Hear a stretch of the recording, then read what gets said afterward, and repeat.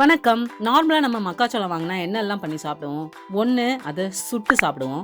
அப்படி இல்லைன்னா விதவிதமாக அவிச்சு அதில் மசாலா போட்டு சாப்பிடுவோம். அப்படி இல்லைன்னா சாலட் பண்ணி சாப்பிடுவோம். பட் இன்றைக்கி நம்ம டேஸ்டியான ஒரு குருமா ஒன்று செஞ்சு சாப்பிட போகிறோம். ஸோ ஃபஸ்ட்டு ஒரு பாத்திரத்தில் எண்ணெய் விட்டு மக்காச்சோளத்தை நல்லா உதிர்த்து எடுத்துக்கிட்டு அதை என்ன பண்ண போகிறோம்னா அந்த எண்ணெயில் போட்டு நல்லா வதக்க போகிறோம். ரொம்ப நேரம் வதத்தோம்னா சில டைம் பாப்கார்ன் கூட ஆகிடும் ட்ரையாக இருந்துச்சுன்னா. அதனால் ஒரு லைட்டாக அதை வதக்கி எடுத்துக்கிட்டால் போதும். அதுக்கப்புறமா நம்ம எண்ணெய் விட்டு அதில் பட்டை வகைகளை சேர்க்க போகிறோம். கிராம்பு, நம்ம நார்மலாக பிரியாணிக்கு என்னெல்லாம் போடுவோமோ அது எல்லாமே இதில் நம்ம போட போகிறோம். கிராம்பு, ஏலக்காய், அன்னாசி பூ, பிரிஞ்சி இலை, அதுக்கப்புறம் 2 கிராம்பு போட்டு அதை வதக்கி எடுத்ததுக்கப்புறம் பொடி பொடியாக கட் பண்ண வெங்காயத்தை அதில் போட்டு நல்லா வதக்கி எடுத்துடலாம். அது நல்லா வதங்கினதுக்கப்புறம் பொடி பொடியாக பூண்டை கட் பண்ணி அதையும் போட்டு வதக்கி எடுத்துடலாம். அதுக்கப்புறமா இஞ்சி பேஸ்ட்டை ஆட் பண்ணி அதையும் நல்லா வதக்கி எடுத்ததுக்கப்புறமா 2 தக்காளியை நல்லா கொதிக்க வச்சு தோல் உரித்து அரைச்சி அந்த அரைச்ச விழுதை நம்ம வதக்கி வச்சுருக்க இந்த பொருளில் போட்டு நல்லா கலக்கி எடுத்துருங்க. நல்லா வதக்கி அதுக்கப்புறமா நம்ம மசாலா ஆட் பண்ணுறோம்.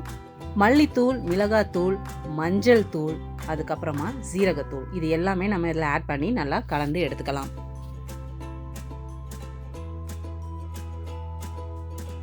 அதுக்கப்புறம் தேவைக்கேற்ற உப்பையும் நம்ம இங்கே ஆட் பண்ணி நல்லா வதக்கி எடுக்கலாம். ஸோ மசாலா நல்லா வெந்ததுக்கப்புறமா திருப்பி நம்ம கேப்சிகம்மை அதுக்குள்ளே போட போகிறோம். அதை நல்லா மசாலா படுற மாதிரி பரட்டி எடுத்ததுக்கப்புறமா நம்ம ஏற்கனவே வதக்கி வச்சுருந்த அந்த மக்காச்சோளத்தையும் இதுக்குள்ளே நம்ம ஆட் பண்ண போகிறோம்.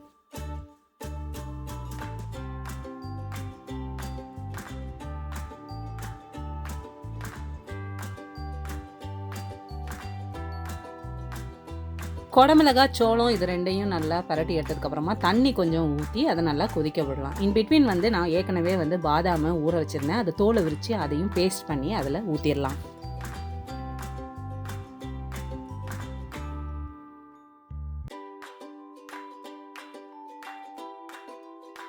ஸோ இந்த கலவை நல்லா கொதித்து வரும்போது நம்ம கொஞ்சமாக கரம் மசாலா ஆட் பண்ணுறோம். அதுக்கு மேலே கொஞ்சம் பெப்பரும் ஆட் பண்ணிக்கிறோம். ஆட் பண்ணி இதை நல்லா கலந்து விட்டுக்கலாம்.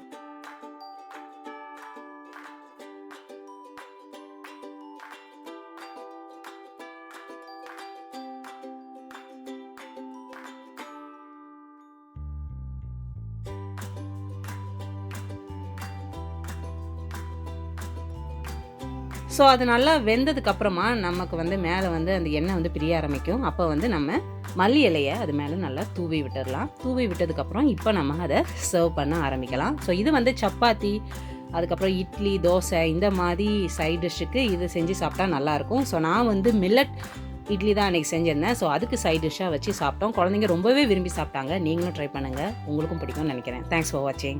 அதுக்கப்புறம் நம்ம சேனலில் பார்த்தீங்கன்னா இதுதான் 50th வீடியோ. ஸோ ஸ்டார்ட் பண்ணி 1 மந்தில் 50 வீடியோஸ் என்னால் அப்லோட் பண்ண முடிஞ்சதுக்கு பெரிய சப்போர்ட் நீங்கள் கொடுத்தது மட்டும்தான். நீங்கள் கண்டினியூஸாக அதை வாட்ச் பண்ணி சப்ஸ்கிரைப் பண்ணி காமெண்ட்ஸ் கொடுக்குறனால தான் என்னால் கண்டினியூஸாக வீடியோ போட முடியுது. அந்த ஒரு இன்ஸ்பிரேஷன், மோட்டிவேஷன்லாம் உங்ககிட்ட இருந்து தான் வருது. ஸோ 25th வீடியோவில் நம்ம ரேண்டமாக கிவ் அவேஸ் அனௌன்ஸ் பண்ணியிருந்தோம். அது எதை வச்சு சூஸ் பண்ணியிருந்தோம்னா டாப் 4 சப்ஸ்கிரைபர்ஸ் கமெண்ட்ஸ் பண்ணதில் சூஸ் பண்ணி அனௌன்ஸ் பண்ணியிருந்தோம். அதுக்கப்புறம் ஒரு ஸ்பெஷல் கிவ் அவே கொடுத்துருந்தோம் நம்மளோட ஃபஸ்ட்டு கமெண்ட் போஸ்ட் பண்ண சப்ஸ்கிரைபரை வச்சு. ஸோ அவங்க எல்லாருக்கும் கிவ் அவேஸ் டெல்லியிலேருந்து வந்துருச்சு. ஸோ அதை எல்லாமே நம்மளோட கிவ் அவே வின்னர்ஸ்க்கு நீட்டாக பேக் பண்ணியாச்சு. இப்போ ஒன்று ஒன்றா கொடுக்க ஆரம்பிக்க வேண்டியதுதான். ஃபஸ்ட்டு வேறு டிஸ்ட்ரிக்ட்ல இருந்து ஒருத்தவங்க கமெண்ட்ஸ் பண்ணியிருந்தாங்க. அவங்களுக்கு பார்சலை சென்ட் பண்ணியாச்சு. தேங்க்ஸ் ஃபார் வாட்சிங்.